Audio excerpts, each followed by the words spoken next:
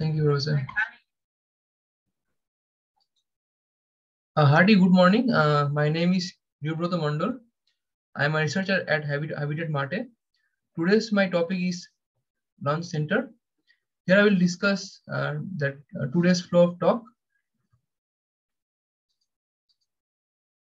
will be environmental study, infrastructure, and the visual concept, technologies, functionalities, crew members and their roles, necessary resources and protocols, and finally the references.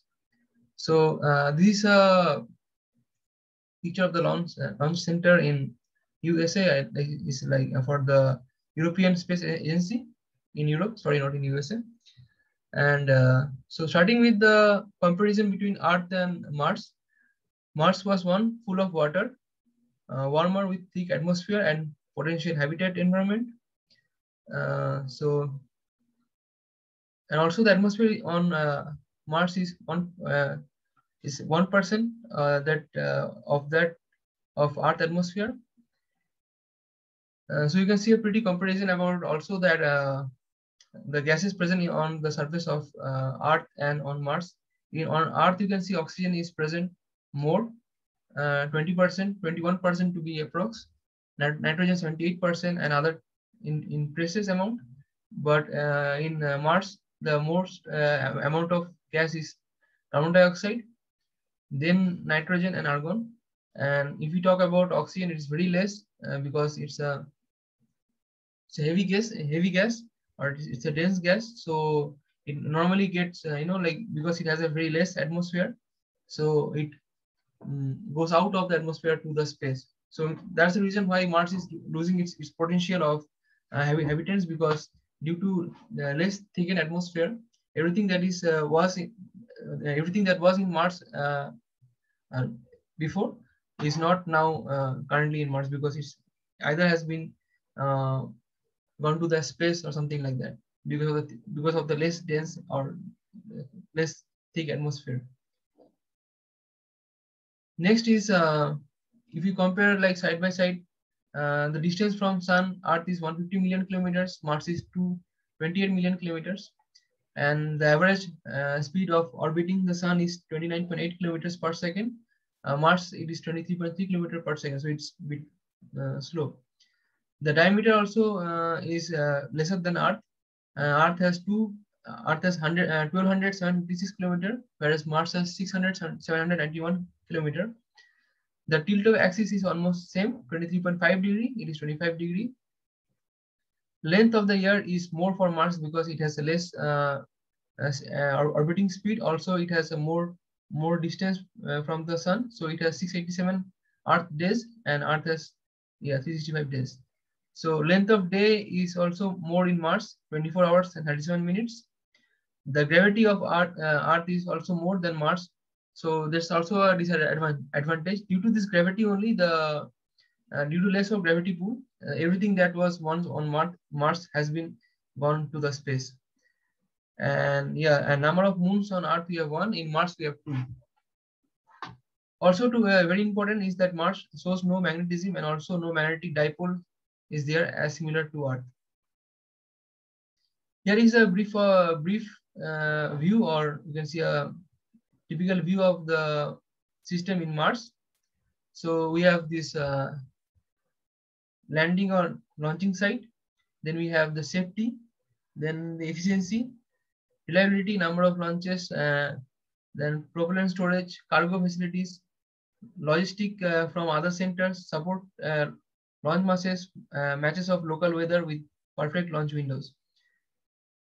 And within this, we can see the main station connected with the launch station, then the greenhouse chamber, then the health facility, then engineering facilities, then sanitation center, and power station. So today's topic will be launch center. So we'll focus more on this thing, which normally include this thing, the things that I previously mentioned. Coming to the launch site, closer to the equator, the launch site should be more perfect So if we get closer to the equator, it is better because we get more sunlight and it's more efficient for the solar panels. Lower elevations allows enough atmosphere braking during descents. Rock-free terrains, craters, softer terrains with an opportunity for soft landings.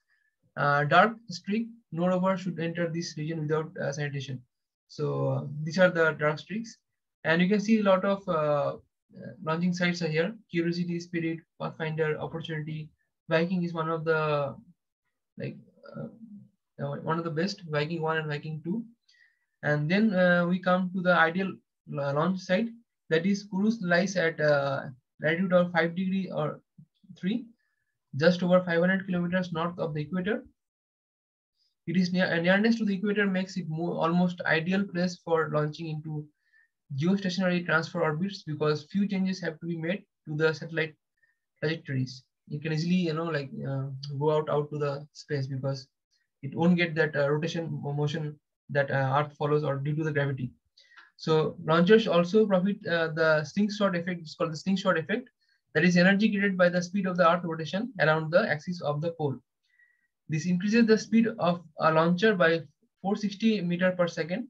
These important factors save propellant and money and prolong the active life of the satellite. So this is the place where we are talking about the ideal situation. Thanks to this geographical position of the Kourous offer a launch angle of 102 degree from east to north, enabling a wide range of mission. In fact, European space ports is so well placed that it can carry out all possible space mission. So this this is actually controlled by the European Space Agency, and the safety is equally important. French Guiana is scarcely populated, and 90% of the country is covered by equatorial forest. In addition, there is no risk of cyclone or earthquake. The high level of efficiency, safety, and reliability at European space ports are well known. In addition to its many European clients, the spaceport also undertakes launch for customers in United States, Japan, Canada, India, and Brazil. Till date, ESA has invested more than 1.6 billion euro in improving and developing the ground facilities at European spaceports. ESA owns the special infrastructure built for the Ariane launchers. Is a project, Ariane space stations. This includes launchers and satellites preparation buildings, launch operations facilities, and a plant for making solid propellant. So here is the visual concept of the, you can say, the launch, and here you can see the various zones, the exploration zone, and then these are the ROIs, the region of interest. This is actually a photo taken in Mars. So yeah, so you can see how it is affected, like when we put up a launch station on Mars, how we can thought about this process. And this is a launch. This is a vehicle that we can, like rover, we can put on Mars surface. Then these are actually the typical diagram of how the landing of something, like for example some rover or some kind of mechanism take place from Earth. So these are the example of 3 satellites. If we talk about one of these, it simply launches this rocket, and then it opens up in space. And this satellite actually then target to go to the Mars orbital range. Once it reaches the Mars orbital range, it then release the ERC, that is the vehicle, and that we can then land on Mars. And this vehicle actually has two type of feeling. We can land the vehicle. Also, we can put it up to the satellite, because the Mars atmosphere is very less dense, so it is very easy for the upthrust. This another one where you can see that the rocket goes, and then the satellite opens up. The vehicle actually is encapsulated in a small rocket, which then gets separated from the main rocket. like you can say from the space station, and then get released in the Mars orbit. So these are the two types.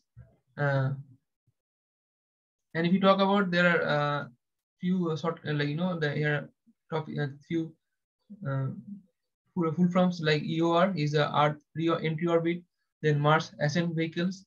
Then we talk about the SRL, the sample return lander, and the OS orbiting sample. Next to it, we have the launch vehicle. Here we have the orbiting sample, then avionics, then oxidizer tank, antenna, HE tanks, RCS and motor propulsion control elements, hybrid motors, RCS thrusters, nozzle, and LITVC. So the main, so this part is the part that goes into the space. This most of the part normally return to the Earth. It can be recycled, or it can be also like combusted. And so solid rocket motors, the pros are the high TRL, simpler, compact. Cons are less stability and less throttle level. If you talk about hybrid rocket motors, the pros are low temperature stable and middle starts. Cons are less thrust, less TRL. So solar electric propulsion depends on the phase of the mission. Pros: reduce Earth departure and Mars arrival to infinity. Cons are EPS requirement varies and ISPs varies also. This is a drawing of the Mars return vehicle. How we can from Mars, how we can send these rockets back. And this is like opening, and yeah, it's like a station on Mars, and then this rocket can come out from this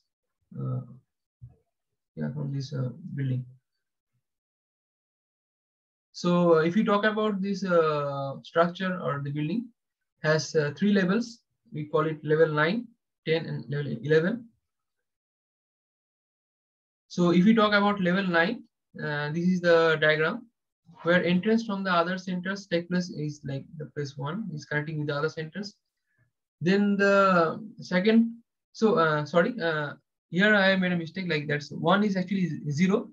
So 0 is the entrance from the other centers. Then 1 is a propellant storage unit, pressurizing unit with safety precautions. Then at level 2, no, not level 2, the room 2 is for launch and mission control centers. Also, it can be used for conference rooms. Then third room is the engineering room, or sub-assembly and tools department. Then room 4 is receiving or return payloads, returning samples, sensitive payloads to be tested, or like experiments, or and the regoliths. The room 6, the room 5 is made up of the sanitation room for crew and engineers. Room 6 is for refreshment, and the last one is a room 8, which is like the insulation of the protective shield outside the this structure. Then we are coming to the level 10. In level 10, we have the elevator passage, and that is 0. In the room 1, we have the water storage unit. So here where the level 9 and level 10 is connected. Also, we can recycle this used water through electrolysis. And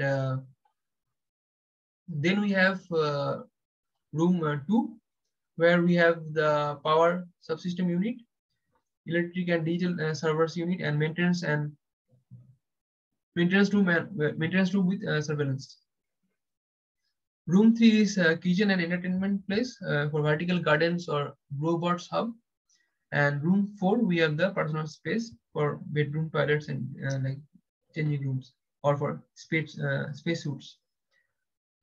Then coming to the top one, the level 11. Then also we have the elevator passage in room 1, in room 0. In room 1, we have the surveillance unit. In room 2, we have the tools and maintenance room. In room 3, we have the storage unit and miscellaneous stuffs. And in room 4, we have the insulation and protective shield. That is actually maybe there's a room 8, or you can it's like the outside room. So technologies that are used are launchpad construction, like protecting from plums like dust and fires, damage to the instruction in situ. Production of propellant, that some robots with scooping mechanisms. Large scale production is needed with storage units. because we need to construct robot launchpad using Mars Rigoli, and 100 pavers made of locally available materials. You can see the diagram how it is been made and how it is been generated. This is a photo from Earth. Yeah. Further talking about technologies, we also need to extract water from Regoli. So we can do it by electrolysis with H2 and NO2. Storage of liquid H2 stored as CH4 or CO2. CO2 is abundant, so we can get H2 from that. Also, we need to make this radiation shield or IC shield or CO2 insulations also we can make. Then we can get oxygen from the MOXIE, that is the Mars Oxygen in situ resource and utilization experiment, which is now being conducted in Mars, and we are getting the reports by NASA, which is running very successfully. And we can say that 1.6 liter of oxygen is consumed by average human being in one day. So according to that, we are like NASA is working on the MOXIE. Then the functionalities are the autonomous system, then emergency alert, environment simulation insight center, frequent health checks, power, temperature, and work of the instrument.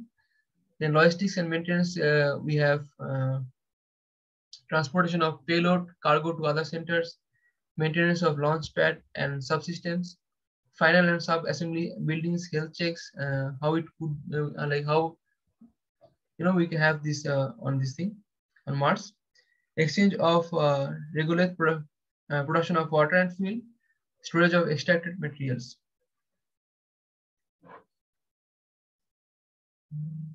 Yeah, then we come to the habitat, life and payload protection safety, because you can see like a lot of things can come toward Mars.